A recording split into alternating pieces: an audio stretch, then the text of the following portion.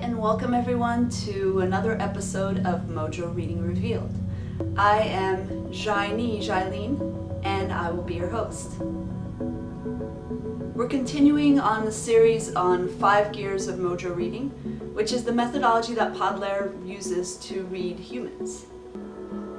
The gears of Mojo reading go from the more component, more concrete, to the more tacit, more broad in a spectrum. So gear 1 deals with the components, the 8 pod powers and the physiological cues that they give off and one can read. The gear 2 deals with the combination of 2 pod powers and the physiological manifestations that those broad energy fields manifest. The gear 3 has to do with the distinct signals and the configuration of cues, meaning the totality of cues that the person gives off, and that will give off their Mojo configuration. The gear 4 deals with riffing, what we call riffing, or the variations within a certain Mojo due to the development, all sorts of reasons that we'll get into. And gear 5 deals with self-awareness of one's apparatus that is perceiving and discerning everything, and how to get into the ideal state of reading, which is the state of quasi-state.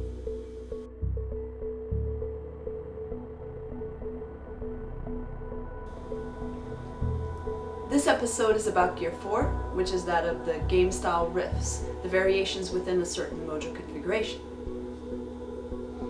Different lifestyles can incline different people towards different ways of playing out a certain Mojo configuration.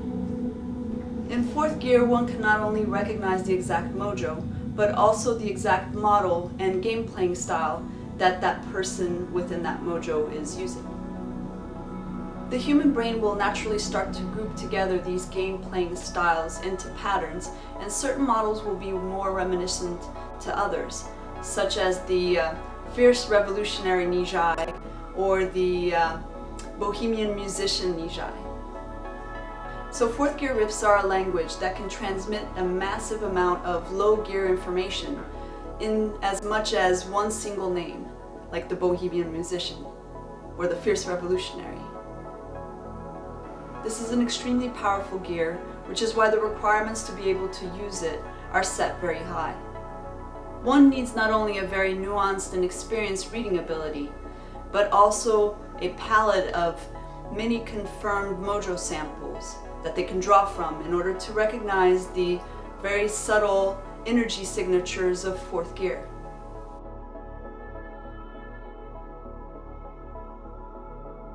Fourth gear focuses on the individual riffs that a particular Mojo may have. So let's take for example the Naiji. There are Naiji that are Ji heavy, Zai heavy, V heavy, even Nai heavy, who have a better or worse connection to their other. There are some that are very scientific oriented, others that are very philosophical, other athletic ones, other ones that are artistic minded. These are all riffs because although that sounds like a great variety, there are lots of Naiji on the planet, so after you've seen quite a few of them, you'll start to notice patterns within them.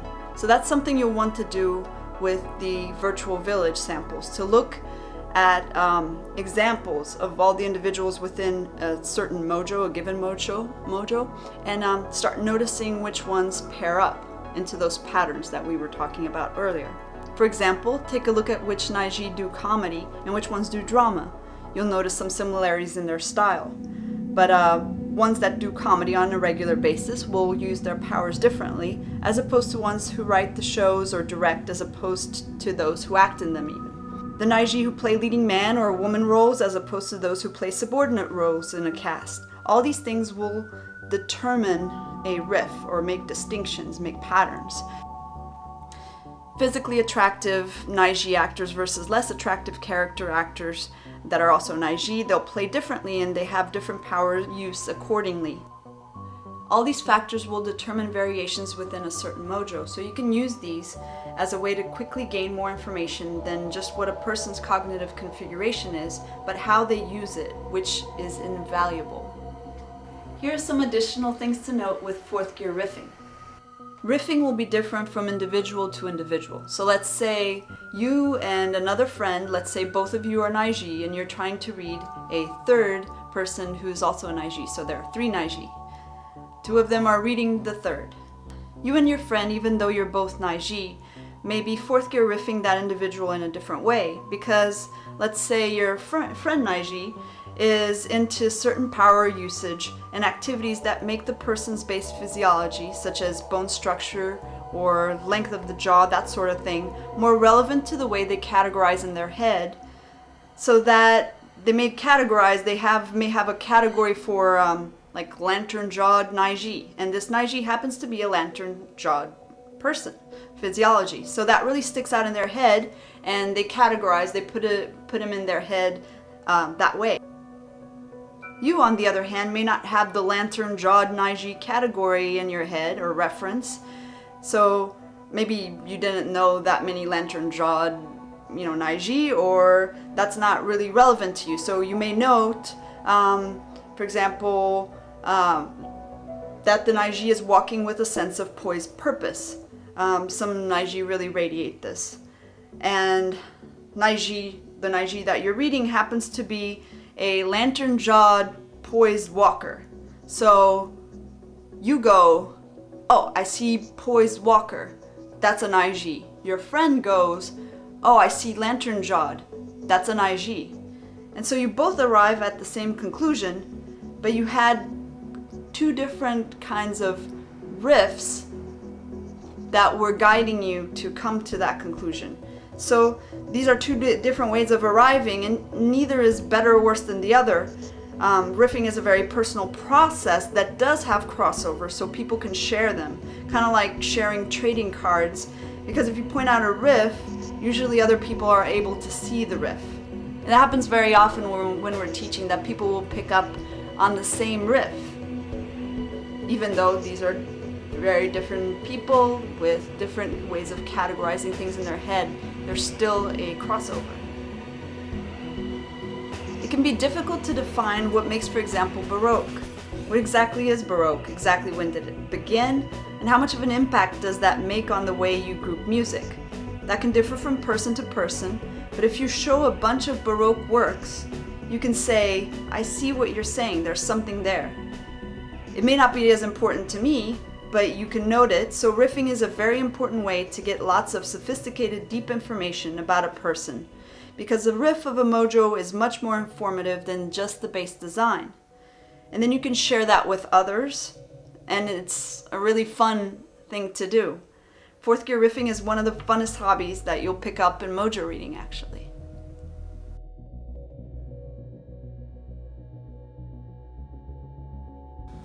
People within a Mojo can also strike others as a certain Mojo, depending on how they've developed their power, which can be seen through the distinct signals, subsignals, that they're emitting. So what are these distinct signals, subsignals that I'm talking about? The distinct signal, which we talked about in Gear 3, has many variations and subtlety in how it can be received or interpreted by other Mojos. Each distinct signal has corresponding subsignals that can range from negative to positive in a spectrum.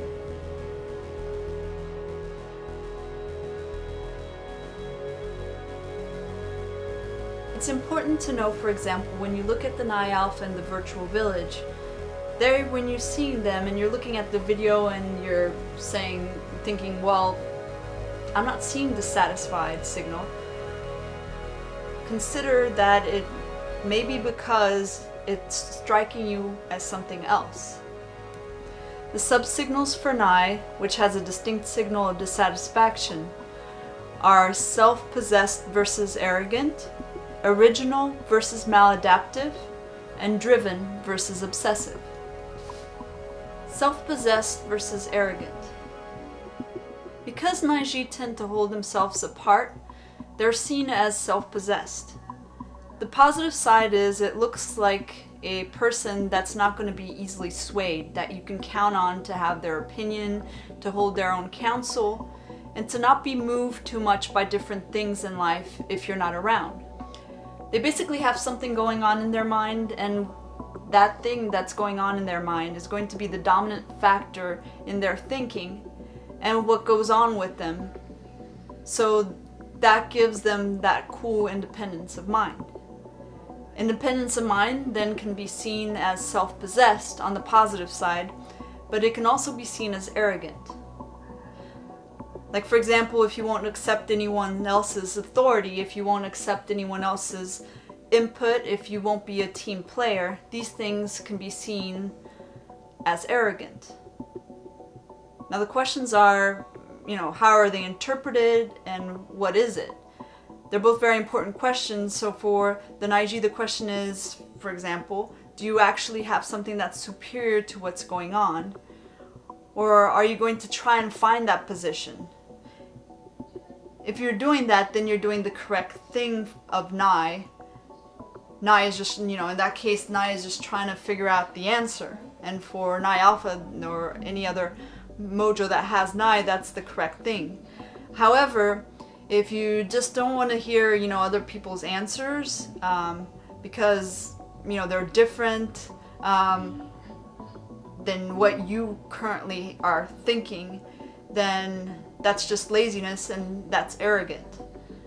That's the thinking that, oh, my model is so damn spiffy that it doesn't need to remodel, and certainly not by the input of outsiders. Like the attitude of, only I can remodel and I do that rarely. That's the attitude that will be interpreted as arrogant correctly. However, one has to be aware that they may be interpreted as being self-possessed when they are in fact being arrogant, or they may be accused of being arrogant when they're merely being self-possessed. So it's a very complex thing, but there is a correct answer according to natural law, and I guess that's what counts in the end. So you just have to be aware, self-aware, and aware of your environment and how it's interpreting you and why that is. So that's a trick with the subsignals. Original versus maladaptive. So Nai has a need to be singular, to rise above all things that have come to pass in whatever trending it is part of, or to make a trending, a new trending that has never existed before. That desire is a very healthy one, to be a game-changing, unprecedented, legendary being when you have Nai. And when done heroically, it's desire to release one's truest truth without regard for how the environment is going to push back on that, and you're simply going to do it. You're just going to do it. So the noble side of it is that you own the fact that you're different. You recognize that as a necessary consequence of doing unprecedented stuff, is that they're going to be one-off. They're going to be unique. They're going to be original. The negative is that there could be an obsession with putting the cart before the horse, trying to be different as a way of distinguishing oneself as different and great when they really are not. So there are Nai Mojos who fall victim to this, so they want to be special, so they dress differently, they use weird language specifically so people can't get them, so they're exuding a sense of mystery that isn't even there. And this is, very, very popular in order to be seen as mysterious, and powerful and a guru-like person. So this obsession with being different just for the sake of being different when they're really not doing something that is really furthering their Nai and doing something truly unprecedented, that would be the negative end of the subspectrum, which is that maladaptive. The drivenness comes because the Nai is so focused on that one thing that is on its mind, the greatest aha light bulb moment it's had to date. It really finds everything else rather uninteresting. So they can be disinterested in lesser things, and this has a positive or negative quality. Take, for example, elite athletes. They're prized when they have a work ethic and a lifestyle where they don't allow any outside things to interfere with them getting where they need to go. And that's being driven, recognizing that, well, I'm not going to play with the other kids, I'm going to do, some more gymnastics or fencing or something like that. That can be cool in that way, but taken too far, it can be seen as, well, you're writing off things that you really shouldn't write off. in order to get some singular goal. The question here is again, twofold. Are you in fact doing that? Are you writing something off that you shouldn't to get to some goal that maybe is not as important as you think it is? Or are you merely understanding the supreme importance of the task at hand and not letting any kind of inferior distractions get in your way? That's simply a question that natural law has to answer in its entirety, but natural law sometimes has little mini bubbles known as the human race, and the human race around you may interpret what you're doing. Again, you may be driven, but get accused of being obsessive, or you may be in fact be obsessive, or you may be in fact obsessive and you're not doing something you should, or maybe not in the healthy way, but maybe you're very masterful, so people say, wow, I wish I was driven like that person, and that person has in fact gone past driven into obsessive. So that awareness is key. Awareness of the math of natural law, and the more masterful you get, the more in touch with that natural law language you get, the clearer your interpretation of the subsignals will be.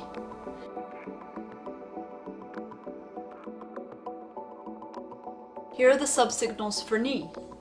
The subsignals for Ni are diverse versus scattered, open-minded versus gullible, and irrepressible versus fickle. Diverse versus scattered. Again, Ni has the ability to cross-contextualize very well, so it can move over a vast terrain. That sounds good, right? And, it can also stretch itself, so stretching is kind of interesting because that can be kind of a positive thing if it's not going too far, but there is a point where you overstretch yourself and you lose the ability to actually have any real impact or connection with something. So Ni runs that risk, but it also has that very cool ability. So when Ni is cross-contextualizing and moving over that vast terrain, then it will be considered as diverse. When, however, it overstretches to where it's actually going into contexts that are not really relevant to that overall cross-contextualization to try to get to the outer reaches of the model and get into still have the correct natural law, then you're actually getting into scattered territory. You're too scattered, you're not really getting the true contexts. And that would be the negative end of the subspectrum. That buoyancy from Ni can be because it likes to just gather lots and lots of information and patterns, and that's the aspect that may stand out to a person. This quality, this signal of I want to gather as much as I can and then sift later, that's a part of buoyancy that can be accentuated when you look into the nuances of the subspectrum of open-minded or gullible. Because in a positive sense, in the open-minded sense, the Ni is open to new ideas, even ones that seem far-fetched, but they can actually turn out to be great ideas. And so that's a very positive thing for Ni to do. It's actually open-minded of ideas that are good, but other people weren't because they closed their minds to it, and so weren't able to capture them. The negative part of it, where the gullible comes into play, is when the Ni is open to stuff that ends up being distracted, patterns that end up being distracting or a waste of time, or actually a bit of an ordeal to sift through later. Because Ni has no problem changing on a dime, it changes very quickly, it enjoys change and enjoys changing overcharges, very fast changes. Because of this power, it's very good at not getting pinned down. It's irrepressible, it keeps going, and it's kind of like a superhero power to be able to shrug that off. If someone's trying to hold it down, it can't, because it's slippery, it's irrepressible, it keeps going, it finds a way. But the downside is that you can get into this mode where the knee is also shaking off things that they should hold on to. So you're shaking off what you're actually supposed to be holding in your hands, and you let it, fall through your hands like sand. So maybe there's something that the knee should be holding on to, and the Vi that's where the relationship with the Vi will come into play. The Vi wanted to hold on to those things, but the knee, because it's just going out of control, it actually will end up just losing those things when it actually should be holding on to it. Let's say the Vi wanted to hold on to some tickets, and then knee is shaking it off, and it goes on to new possibilities, and it loses the tickets that were in its hand, the tickets to get into go through different doors that were really important doors. So it would be okay if those tickets were actually tickets to things that were, gonna get in, pin it, stop it, then that's good, because that would be irrepressible. You're finding a way to get through those. But if those tickets are for something that's really viable information to move on to better opportunities, to priceless game-changing opportunities, then that's fickle, because you're actually tossing away valuable information. So as you can see, it's really important to have a good connection, good relationships with both of your powers, the momentum and the modulation, because it really trains every power how to be, and therefore give its best and most positive signals and subsignals.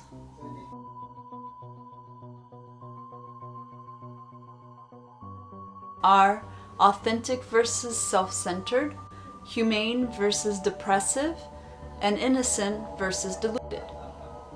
Jai picks up on disharmony and focuses on reestablishing harmony when it does see those areas of disharmony.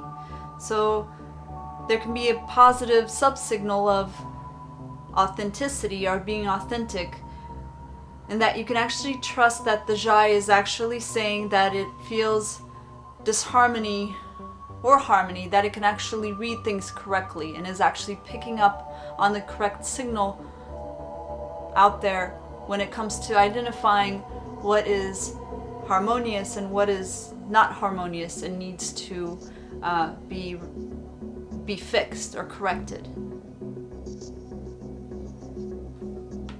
That authenticity, that authentic subsignal also comes when you can feel that the Jai is in touch with natural law harmony, and you can pick that up as part of the distinct signal of poignancy, and then that more nuanced subsignal of authenticity when it's actually in line with natural law as far as what's harmonious. So it has this sublime quality to it that resonates, because you're picking up on something that is blissful and perfectly at harmony, and that moves you in a certain way, and that's what would be interpreted as authenticity. When Jai's really in touch with natural law, then there's this,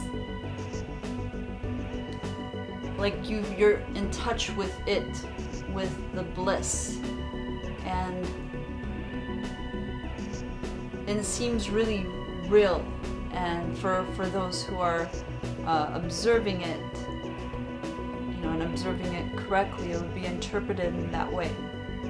The downside, or the negative, would be the self-centered, because the Jai is not really truly in touch with natural law harmony, with what's truly harmony. Then it's picking up or reading things as disharmonious that really isn't, and identifying that as disruptive to its Jai, and so it goes about trying to correct it, but that's not really correct, and so it's self-centered. It's really for the needs of the Jai, regardless of what's really going on. And so your need for the Jai's need for harmony is actually disrupting others, the environment's need for harmony, and because it's not really in touch with what's a true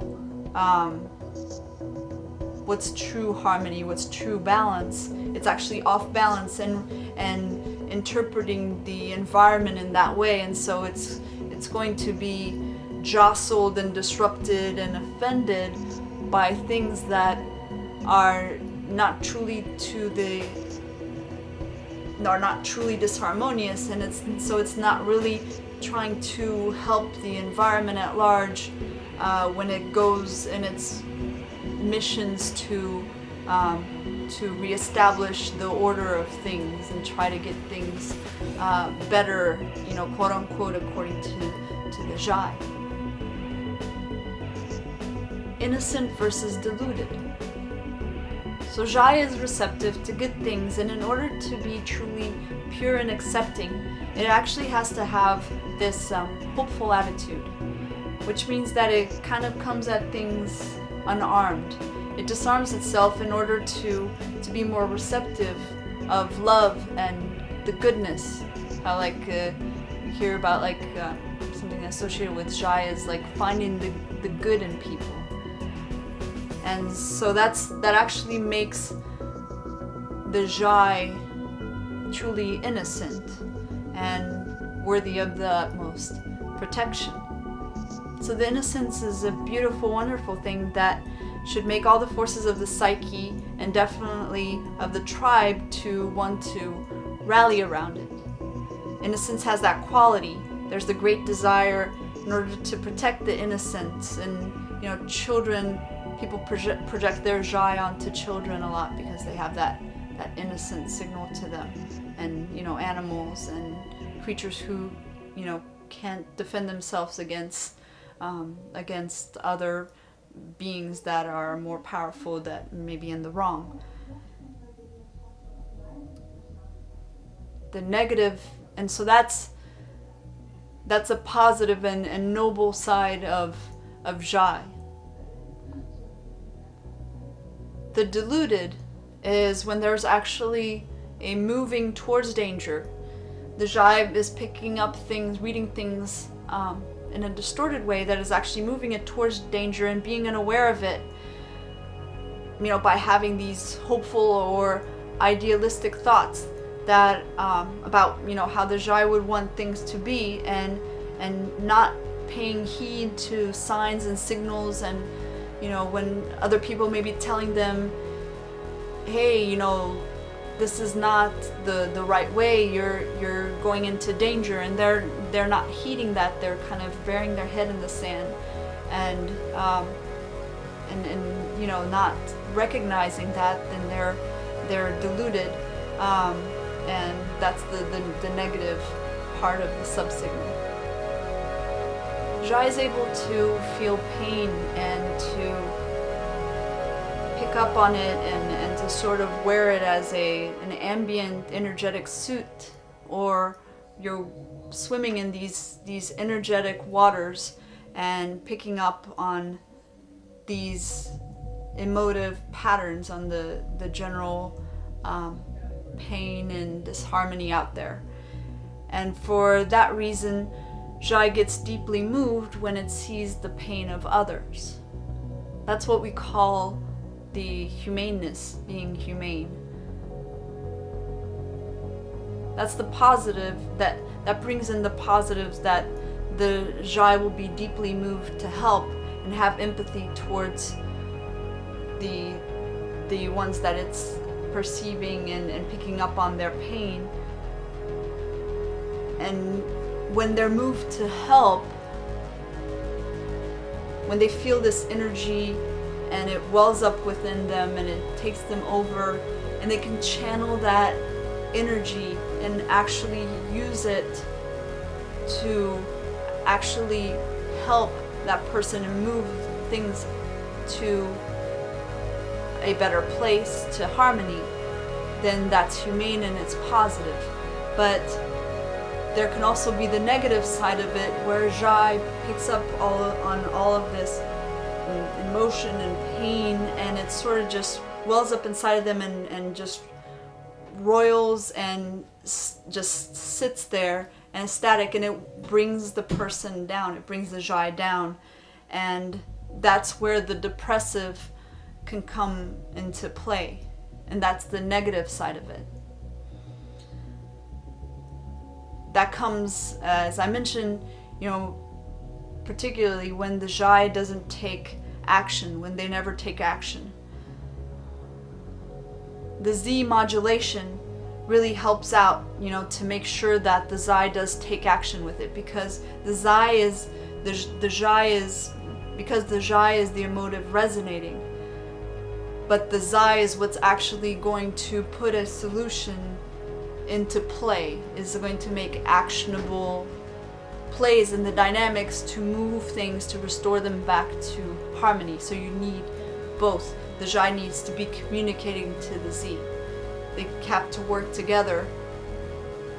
And when Jai takes action based on feeling, deeply wounded by the pain in the world, that just means it's very humane. If it doesn't take action and it's inert, then it's depressive.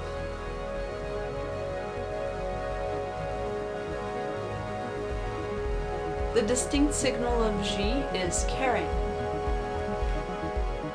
The subsignals of Ji are persuasive versus manipulative, loyal versus clannish, passionate versus volatile.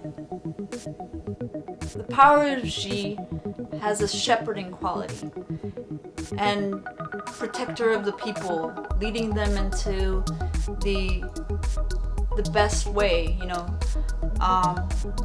so it has this protective quality and this loyal quality of, for example, wanting to figure out how to fit 20 people in the case of, a boat sinking, to get the 20 people to fit into a 15-person dinghy. It'll actually go to a lot of pains and labor and effort in order to ensure that happens.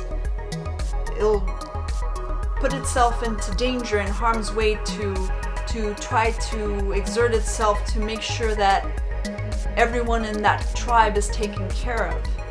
And that's a really positive and cool thing about Ji. That's the loyalty to the tribe. The downside is the clannishness. So actually kicking people off that dinghy because they're someone that they don't know, aren't part of their tribe. That's actually a weakness that Ji has.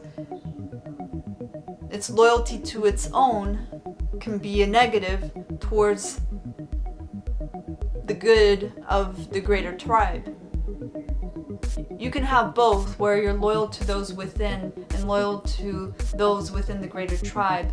And that's where Zai modulation comes into play, to help you identify those 4951s, those principles, those natural law principles that will allow you to shepherd with the best code of conduct possible. But also keeping in mind that there are just those sub-principles of how things go, and you'll have to orient yourself with those as well. Ji has a lot of feeling-based energy that comes over it, a lot of emotions, like Jai. Jai in its own way is volatile, but the difference is that Jai is a more inward process, manifests itself internally, whereas Ji is meant to manifest itself outwardly, to display outwardly. So there's a flex, what we call the flex factor, that both Ji and Jai have, and it's very visible when Ji does it, when Ji goes from being pleased to displeased. It's extremely visible on purpose, because it's supposed to be moving those social dynamics. And it's extremely visible because G then wants to show, well, I'm angry and now I'm happy. And those sudden swings can be very, very charismatic, in which case they're seen as passionate. And those sudden swings can be very, very charismatic, in which case it's seen as passionate. But they can also be seen as frightening and out of control, in which case that's volatile and it's not a positive aspect of G. And that's one that should be worked on to get better, to make sure that there's a mastery on those swings, and that they're being done with proper code of conduct. G has the ability to move the emotions of the tribe, of other people, when it articulates, when it gives them structured thoughts. And when those are noble, when those are actually meant to be shepherding people, the tribe, guiding them to a better place for them, not with noble intentions, then that is just, that's persuasive, that's moving them, but it's a positive part of G. It's a positive subsignal. But when the intentions are not good, and the code of conduct is not good of the G, then it's manipulative to actually know that you can move people's emotions with the way that you structure and articulate. And if you do it on purpose with not good intentions, then that's a negative end of the subspectrum, and you're being just manipulative in that case, in which case you should stop it.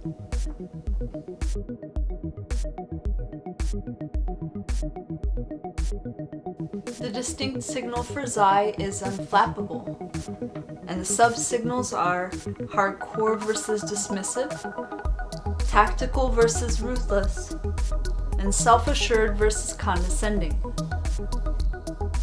Xi is meant to be able to pick up on those vital signals that tell it when it's getting close to its limits, the 4951s.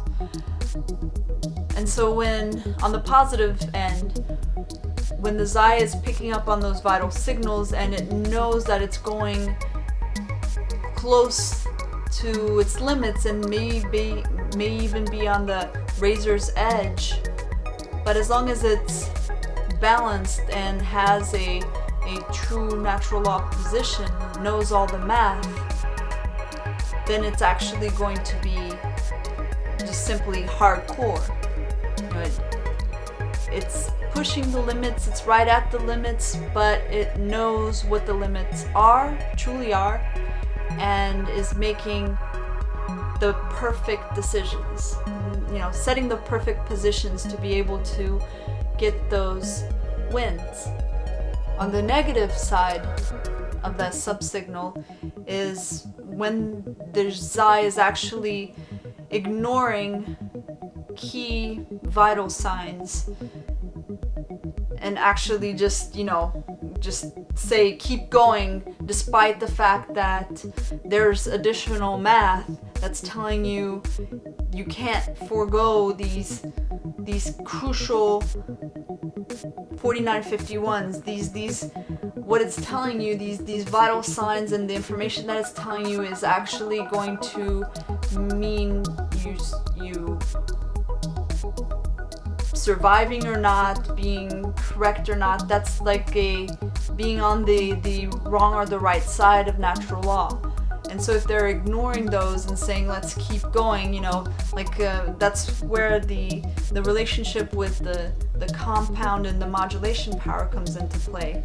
Like with the G, if the Xi is missing some crucial G information about the tribe, or not missing but ignoring it, then it's actually going to then it's actually going to set itself in imperfect positions, that will cause it to not, be successful in it, because it's dismissing that key information. On the positive end of this subspectrum, the tactical one, that's when Zai is noting those principles, those Zai principles, and positioning itself accordingly and making plays that are maybe like tough plays to make, very steely plays, but it's doing them because that's the heroic thing to do. That is actually, and again, it comes in play with the compound and modulation. For example, with the G, like making the Zai is making, really tough tactical decisions, but it has the interests of the tribe in mind, or it's accounting for the people math, at least. That's, in that case, it's simply being tactical. But on the negatives end, that can be ruthless, or come off as ruthless when you're making those decisions, those 49-51 decisions, but you're not doing it taking into account the people math. And that really won't be successful, because it'll end up coming back. And it really won't be successful because it will end up coming back to it in a negative way. And so it won't be able to succeed in the end, so it doesn't pay out. Zai is actually designed to be really fascinated by things that are 49-51 decisions. And the more nuanced you can get into those shadings, the better. It's the bee's knees for Zai. Anything that's 48-52 or greater doesn't hold much interest to Zai. And this means that Zai is mainly concerned with the range at which engines explode, things collide, that razor's edge.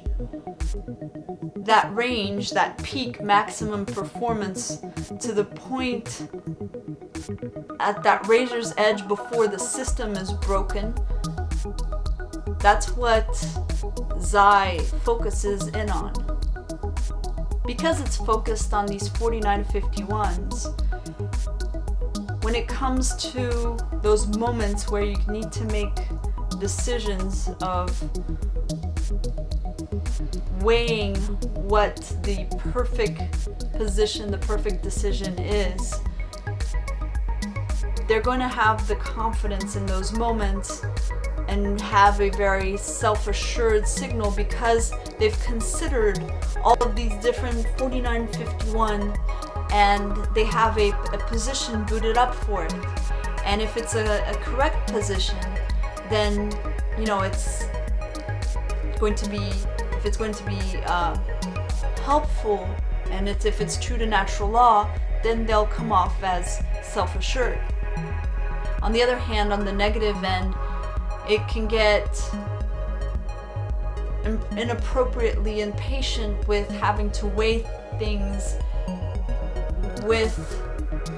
that are not 49-51s, like 60-40s, 70-30s, and just saying, getting impatient and not wanting to weigh those because they don't have a good relationship with compound and with the modulation powers, then they're actually going to come off as condescending. Because sometimes when you're looking at all the math, there's what we call fuzzy math, that when it comes to the realm of G and some of with all the information that's out there, there's not only that 49-51 math, and Zai needs to be able to consider or weigh both the exact math, the 49-51s, and that fuzzy, murky math.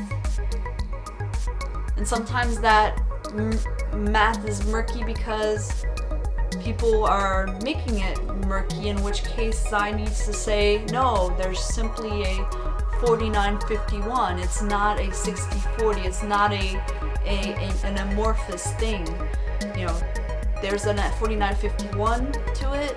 That's where it is, on that pin's head, and that's what we need to follow or abide with. In which case, Xi needs to listen to it and recognize that. So there's that back and forth, that communication between the powers that needs to happen for true development.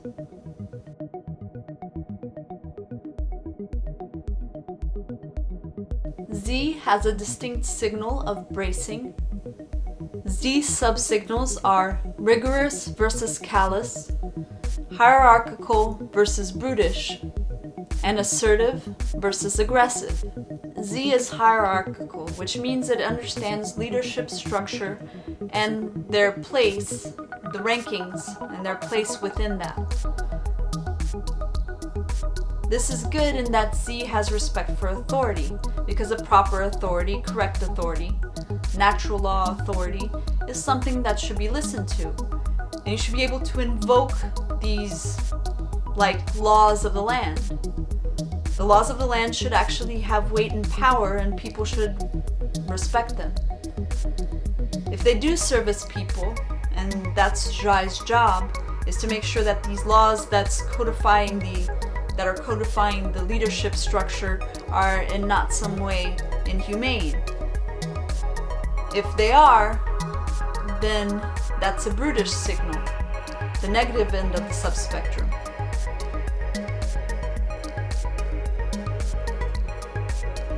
Then that's the brutish signal, which is that being inhumane can be sanctioned because the system says it's part of the protocols. So that's where Z needs to make sure that it's on the heroic side of things, and its relationship with its compound and with the modulation will ensure that it is. Z likes to win, and so when it's pushing itself to win, it pushes itself and others to its maximum capacity. So on the positive end, Z is rigorous because it's concerned with having a productive system. And so if there's toxicity in the system, then Z wants to attack the system to get a better score, to have it come back stronger and keep improving, have the system keep improving continually. And so there's a rigorousness to it. And that's a positive thing. But on the negative end of the subspectrum, there's callousness, which is when you're overtraining the system to the point that things are injured, things are not working properly anymore. You're overtraining it, you're overworking it, so that the system actually becomes more toxic and inefficient by your actions. In this case, the relationship between Z and Xi is that Xi will help Z know when it's actually doing something that's injuring the system. And in that case, the system isn't being wimpy for not continuing, for not carrying on. It's actually intelligent to do that, to keep itself from injury, from overwork. And in that case, the system should recoup and remodel to get itself more efficient, but in a healthy way. Z can also be assertive on the positive hand, as opposed to aggressive on the negative end of the subsignal. It's assertive in that when Z has power, it wants to use it. It actually wants to demonstrate it. It wants to actually get return on energetic investment. So for this reason, Z is extremely good and maybe the best of all the rest of the powers at stating its case, making its case for superiority, stating why it should get its way. If you have the goods, if you have something that's actually improving the system and everything overall, then you should be able to put your arguments forward and make the case for why that is a superior approach, and you should get to call the shots, and that's just being assertive. So that's on the positive end. But on the negative end of it, it can be aggressive when it's simply going for making the case and going for the win and going to get its way for unheroic reasons, for reasons that are not really improving the system and everything in a healthy, harmonious way. So this is a question of having power to take what you should, but not what you shouldn't. And that's where Zhai comes in, because you can kind of register through the Zhai of others whether or not this is a noble use. So when the Z has that relationship with the Zhai, then the Zhai can be registering, because one of the things that it can do is it can pick up on other people's Zhais and how theirs are resonating, and pick up on whether what they're doing is noble or not. And that's on the positive. If they're not doing that, then they'll come off as aggressive. Because a noble assertive Z tends to actually be very, very impressive to both Zai but also Zhai when it's being heroic.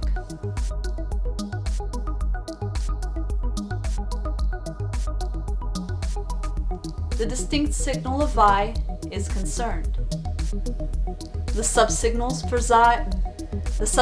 for Vi are meticulous versus nitpicky, unfailing versus boring, and staunch versus rigid.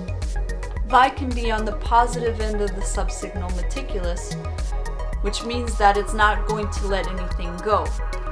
Because to let something go, to let anything go, any detail, any missed out of place item, a detail point, would make the information untrustworthy. It would defeat the entire purpose. It's sort of like being really, really detailed on certain projects, such as, finger crafting, and then be sloppy at some portion. There's no point to it. It defeats the entire Vi spell of just meticulous craftsmanship.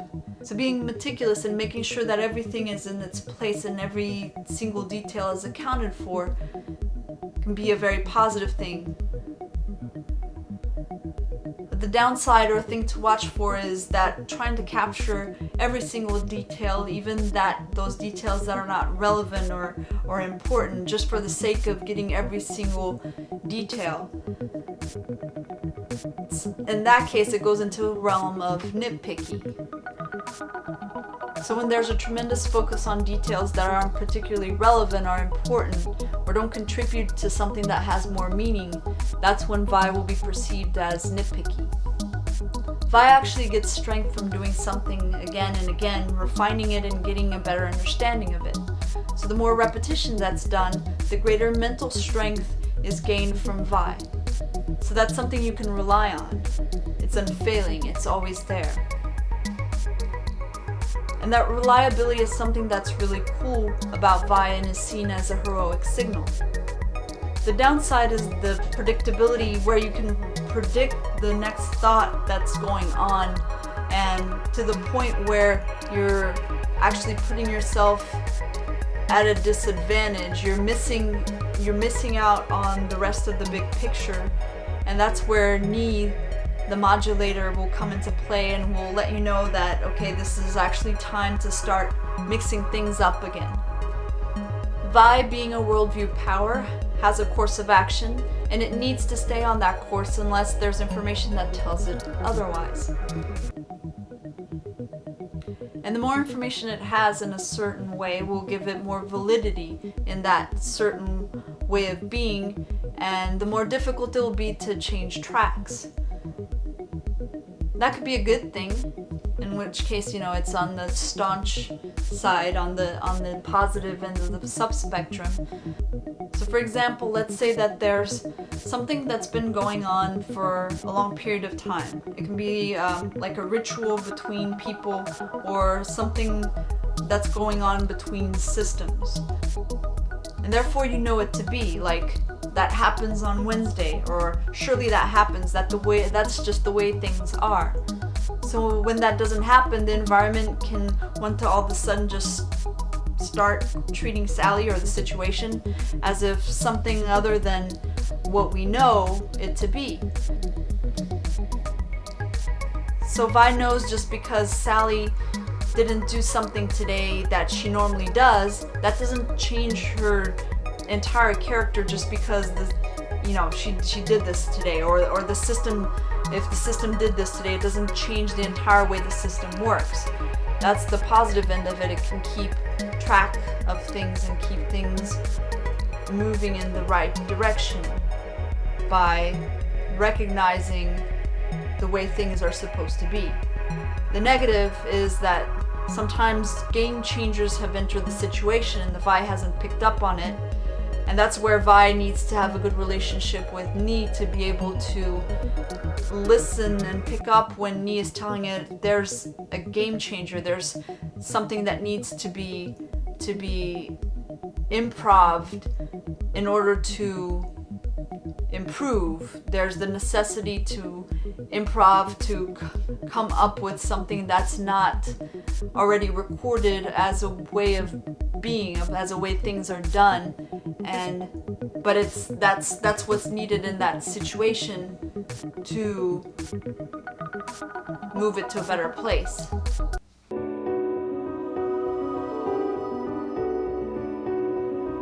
V has a distinct signal of amped. The subsignals of V are earthy versus simplistic, acquisitive versus glutinous, and stylish versus shallow. V can be perceived on the positive end as earthy, meaning that V really enjoys the earthly pleasures, the pleasures of all sorts of visceral signals, like appreciation for food, for sex, for art, for nature, anything that the five senses can really drink in. And there can be this connoisseur, this higher aesthetic connoisseurship through getting into all of those five senses, that sensory information, in which case it's earthy.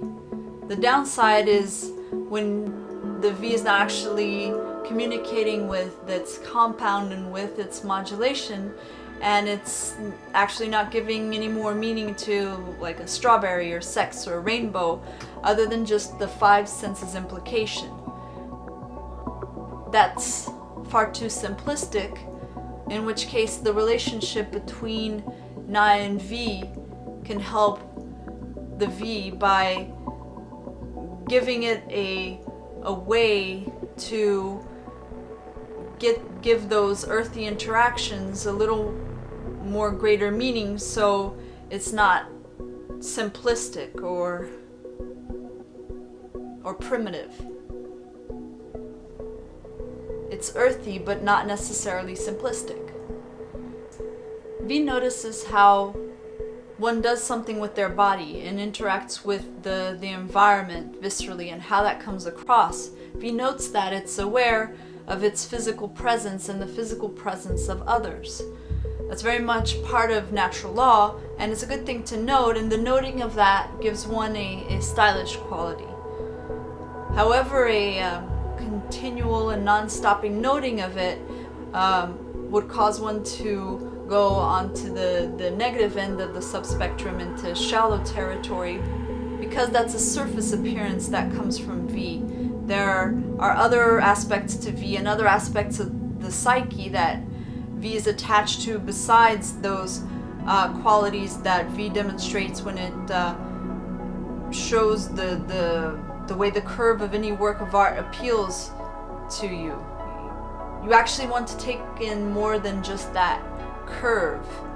V needs to communicate with Nai or have that relationship with Nai so that it's actually not looking at simply the surface and actually going deeper into those visceral senses and the meanings that those have. V likes to gather all of the visceral and sensory information in the environment that it can, so it can capture the most out of the reality, the most information. And when it's in concert with the other powers, with its compound, with its modulation, when it has a good relationship with that, then it will actually be acquiring, will be acquisitive of information that will help the psyche and further the psyche, because it's important sensory information that has a higher meaning to the psyche, in which case that's on the positive end of the subsignals. In which case it's on the positive end of the subsignal, so it's acquisitive. But when V is gathering all that sensory stimulus to the exclusion of things that other aspects of the psyche need to be considering, not like binge eating, then it actually becomes just the act within itself is feeding it, and it's going out of control. It goes into glutinous range, in which case that's not a positive thing, because it's actually going to overindulge and not do what V should be doing for the psyche heroically, which is gathering the important sensory stimulus to further and develop the purpose of the psyche.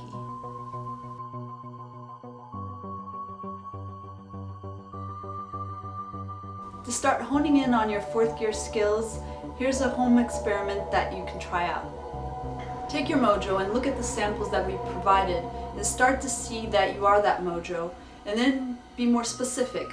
So start seeing if you can find commonalities and patterns that would group you in with certain samples within a Mojo. Start riffing yourself in terms of physiology or development. For example, I'm a Jaini, so I'd go to the virtual village and look at all of the other Jaini that are provided as samples, or the samples that I've provided in the orientation, and I can start looking at the patterns within those samples that are provided for Jaini, and start seeing commonalities within them, start pairing them up due to certain patterns, looking at the interviews, preferably like a 4-minute interview of each one of them, and start seeing those patterns and then grouping them up. And within that you'll start recognizing, I'll start recognizing commonalities as far as the physiology, as far as the development of certain Jainis, and that's what starts the process of riffing. So you start with your own Mojo, and then naturally as your reading ability increases, you'll start being able to riff with other Mojos. Your reading ability increasing, and of course another crucial point is for you to have studied or looked at Mojo samples, many Mojo samples of a certain Mojo. And so the good place to start is looking at the virtual village, looking at the samples we're providing, and start picking up those patterns. But first start with your own Mojo, because that's the recognition is going to be the one that resonates most with you, and then start looking at different Mojos from there.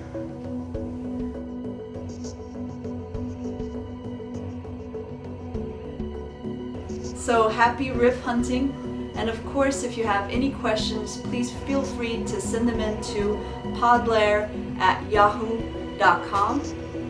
Next up, we'll have Gear 5, the mastery of self-awareness and quasi-state. So stay tuned. Till next time, fearless seekers.